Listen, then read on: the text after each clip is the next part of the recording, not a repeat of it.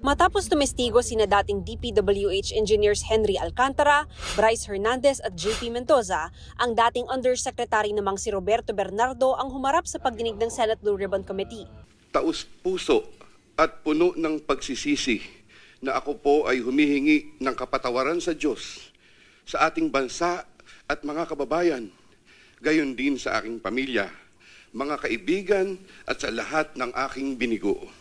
Sa pagsisiwalat ni Bernardo ng kanyang nalalaman ukol sa pangungumisyon sa flood control projects, kanyang isinangkot sina Senador Chis Escudero, pati mga dating senador na sina Bong Revilla at Nancy Binay, at si dating House Appropriations Committee Chairman Zaldico.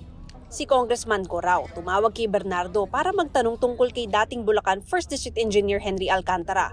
Engineer Alcantara then told me that Kong Zaldico was asking for a 25% commission, and out of that amount, 2% was to be shared equally between Engineer Alcantara and myself. In his exact words, "Boss, hati na tayo sa 2%. Furthermore, Engineer Alcantara would tell me every time that he made deliveries of cash to Congressman Zaldico in compliance with his commitment. Sabi rin ni Bernardo, nagbigay siya ng komisyon para raw kay dating Senate President Chis Escudero. Ayon kay Bernardo, binigay umano niya ang pera sa kanilang common friend na negosyanteng si Maynard Ngu, isa sa campaign contributors ni Escudero. Base sa Statement of Contributions and Expenditures o SOSE ni Escudero, nagbigay si Ngu ng 30 million pesos para sa kampanya ni Escudero noong 2022 elections. Maynard Ngu asked me to submit a list of projects. I personally submitted a list of projects to Maynard Ngu, and some of the items therein pertaining to Valenzuela and Marinduque projects were subsequently included in the General Appropriations Act. When I gave him the list and in relation to the commitment, I asked him, "Boss, paano to?" Maynard replied, "Bahala ka na." I asked, "Boss, okay na ba ang 20%? Maynard said, "Okay."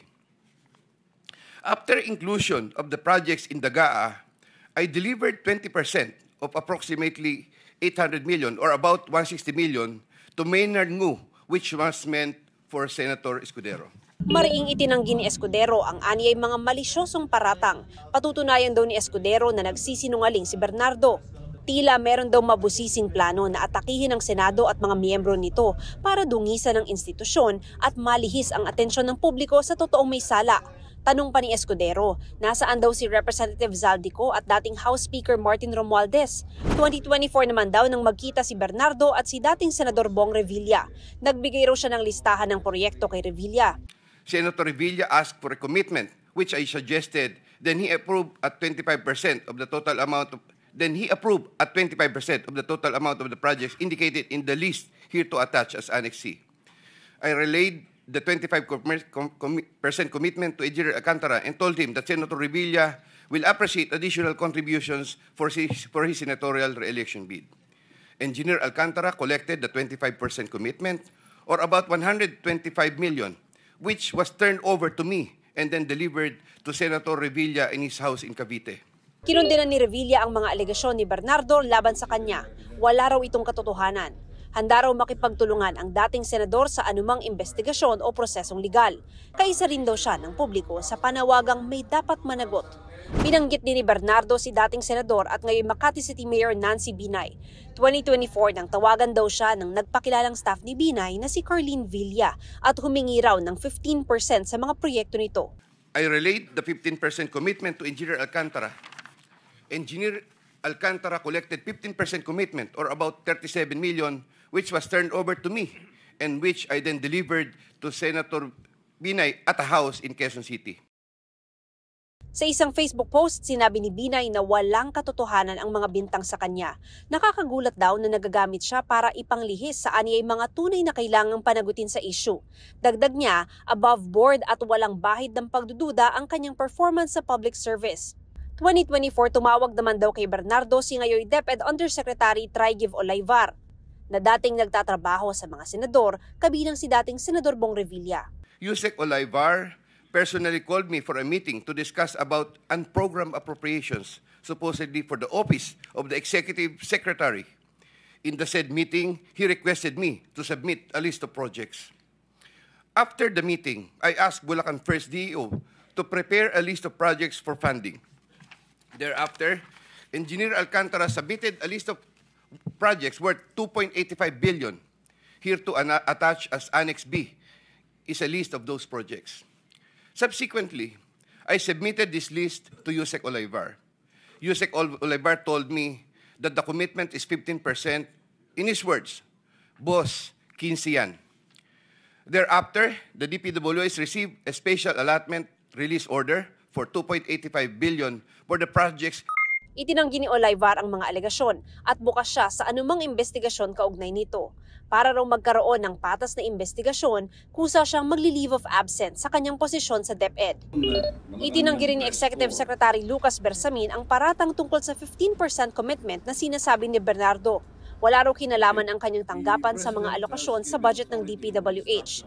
Wala rin daw transaksyon ng Office of the Executive Secretary kina Bernardo o Olivar. Nagpa-refer din daw kay Bernardo si Commission on Audit Commissioner Mario Lipana kay Alcantara. Naka-medical leave ngayon si Lipana at nagpapagamot daw sa ibang bansa ayon sa COA. Ang sinabi ni Bernardo na 15% na commitment kung tawagin para sa ilang politiko, iba sa mga sinasabi ng ibang tumistigong dating DPWH officials na 25%. Kaya tanong ni Senador Erwin Tulfo, nasaan daw ang natitirang 10%? So sa palagay mo, sinabi niya po, nasaan kaya napunta po yung 10%? It's either po kay Boss Henry o kay Boss Robert. Hindi po sa akin. Agree po na 25% po to up to 30% po yung pinagagayak po. Will it be safe to say, Engineer Alcantara, na yung 10% napupunta lang siguro kay Yusek Bernardo? Wala po kong personal knowledge. Pero kayo po, pag inabot ninyo na sa 25%, lahat po yun? Yes po.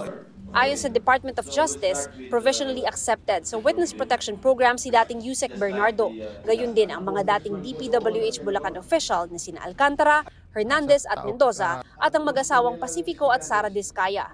Ibig sabihin nito, bibigyan sila ng proteksyon ng DOJ, partikular sa seguridad at escort. Pero hindi ibig sabihin nito na wala na silang pananagutan.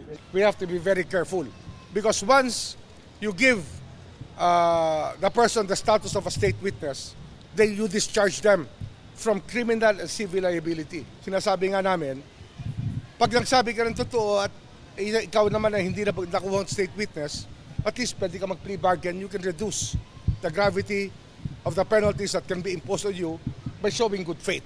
Kasi hindi naman pwede lahat state witness eh. Well, kailangan may managot pa rin. Ito ang unang balita. Mav Gonzalez para sa GMA Integrated News. Gusto mo bang mauna sa mga balita?